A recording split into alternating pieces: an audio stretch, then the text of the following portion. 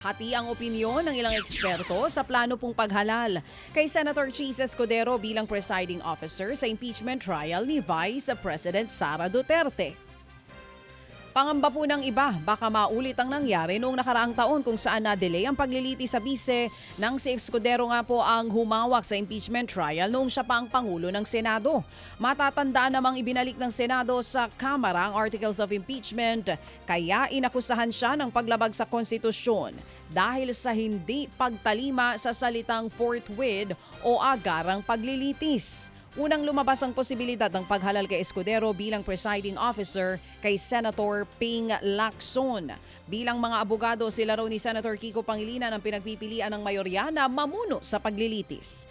Tingin naman po ng political analyst si Ronald Llamas pabor kay Escudero kung siya ang mapipiling presiding officer.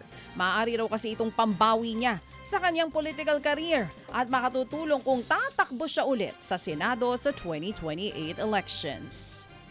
Sa iba pang balita, nagdududa si retired Marine Colonel Ariel Querubin sa kredibilidad ng mga testimonya ng 18 nagpakilalang dating Marines at bagman ni Zaldico. Ayon po kay Querubin, pabago-bago inconsistent ang mga pahayag ng 18 bagmen. Nababahala tuloy si Querubin dahil nadadamay na rin ang pangalan ng Philippine Marines sa issue.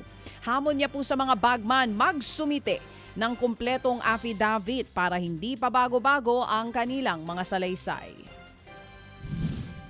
Parang ang hirap kung tanggapin ba na may babanggitin sila dun sa appearance nila noong una na in-identify nila, susunod binabawi nila. Tapos ngayon may bago na naman na mga pangalan. Every time na ilalabas nila sa media, lalong nawawalan sila ng credibility.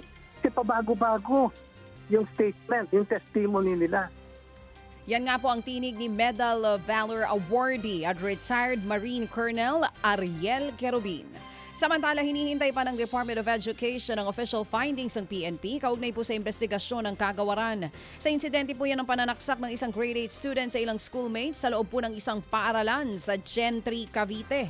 Ayon po kay DepEd ASIC Roger Masapol, titignan nila kung posibleng may pananagutan ng eskwelahan. Sa ngayon po'y suspendido ang klase sa eskwelahan. Pinapapasok naman ang mga nakakita sa insidente para mabigyan po ng psychosocial intervention. Iniintay po namin, Manong Ted, yung official findings po ng PNP kasi sila po yung unang naka-secure ng lugar. But of course po, sa DepEd po, we are also doing a parallel investigation dito. At based po dito sa DepEd Order number 88, Series of 2010 po, ito po yung Manual of Regulation of Private School po. At titingnan namin kung ano po yung mga possible liability ng school doon sa pangyayari. Yan nga po ang tinig ni DepEd Assistant Secretary Roger Masapol. Mga kapatid, patuloy po kayong tumutok sa 105.9 True FM para sa totoong balita, impormasyon, music and entertainment. Mag-subscribe sa aming YouTube channel at podcast at sundan nyo kami sa Facebook, Instagram, X at TikTok sa True Network PH. Bisitahin din po ang aming official website, truefm.ph. At panoorin din kami sa True TV Signal, Channel 19. Kami po ang 105.9 True FM.